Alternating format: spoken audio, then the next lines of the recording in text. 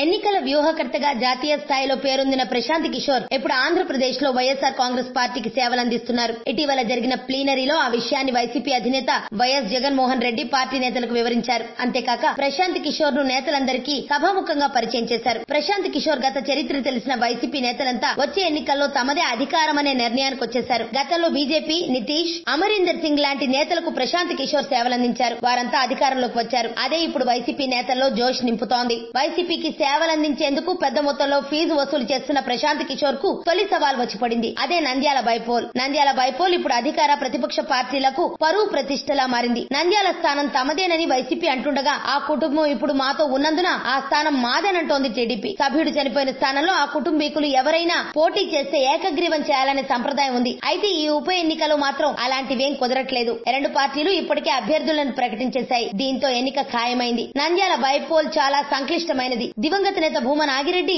YCP తరపున నంద్యాల నుంచి గెలుపొందారు. అనంతరం టీడీపీలో చేరారు. ఇప్పుడు రెండు పార్టీలు ఎలాగైనా ఇక్కడ నుంచి గెలిచి సత్తా చాటాలనుకుంటున్నాయి. టీడీపీ తరపున భూమా నాగిరెడ్డి సోదరుడు కుమారుడు భూమా బ్రహ్మానందరెడ్డి బరిలో నిలుస్తున్నారు. టీడీపీకి గుడ్ బై చెప్పిన శిల్పా మోహన్ రెడ్డి వైసీపీ నుంచి బరిలో దిగుతున్నారు. ఎన్నికల వ్యూహాల్లో తనకు తిరుగులేదనిపించుకుంటున్న ప్రశాంత్ కిషోర్ కు ఇప్పుడు నంద్యాల బైపోల్ కంగారు పెడుతున్నట్టు సమాచారం. వైసీపీ పరిస్థితులపై కొంతకాలంగా అధ్యయనం చేస్తున్న ప్రశాంత్ కిషోర్ పార్టీలో సమూల మార్పులు రావాలని ఇప్పటికే సూచించారు. అయితే అవి ఇంకా పూర్తి స్థాయిలో అమల్లోకి రాలేదు. ఇంతలోనే నంద్యాల ఉప ఎన్నిక రావడంతో పార్టీ శ్రేణులన్నీ దానిపైనే దృష్టి కేంద్రీకరించాయి. నంద్యాలపై ప్రశాంత్ కిషోర్ ఇప్పుడిప్పుడే దృష్టి కేంద్రీకరిస్తున్నట్టు సమాచారం. ఆయన నుంచి ఎలాంటి రియాక్షన్ వస్తుందనే దానిపై వైసీపీ శ్రేణులన్నీ ఉత్కంఠగా ఎదురుచూస్తున్నాయి. ఒకవేళ నంద్యాల సీటును గెలిపించగలిగితే ప్రశాంత్ కిషోర్ పై వైసీపీ శ్రేణుల్లో మరింత నమ్మకం కలుగుతుంది. 2019 ఎన్నికలకు నంద్యాల రిహార్సల్స్ లాంటిదని భావించవచ్చు. ఒకవేళ నంద్యాల బైపోల్లో తాము ఆశించిన ఫలితం రాకపోతే ప్రశాంత్ కిషోర్ వ్యూహాలపై వైసీపీ శ్రేణులే అనుమానించాల్సి ఉంటుంది. ఉత్తరప్రదేశ్ ఎన్నికల్లో కాంగ్రెస్ పార్టీకి ప్రశాంత్ సేవలందించారు. కానీ అక్కడ ఆ పార్టీ బొక్కబోర్లా పడింది. ఆ చేదు అనుభవాలను ప్రశాంత్ కిషోర్ తో పాటు వైసీపీ శ్రేణులు కూడా గుర్తు పెట్టుకోవాల్సి ఉంటుంది. అదే సమయంలో చంద్రబాబు కూడా తనకంటే ఎన్నికల వ్యూహకర్త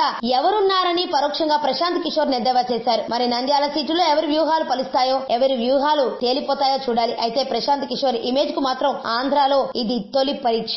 అంతుచిక్కని రహస్యాలు, మరెన్నో మనకి తెలియని పురాతన కట్టడాలు, వాటి వెనక దాగిన నిజాలు, పూర్వీకుల ఆచారాలు, మరెన్నో మూఢ విశ్వాసాలు, ఇలా కాలగర్భంలో కలిసిపోతున్న రహస్యాల కొరకు సబ్స్క్రైబ్ చేయండి రహస్యవాణి ఛానల్.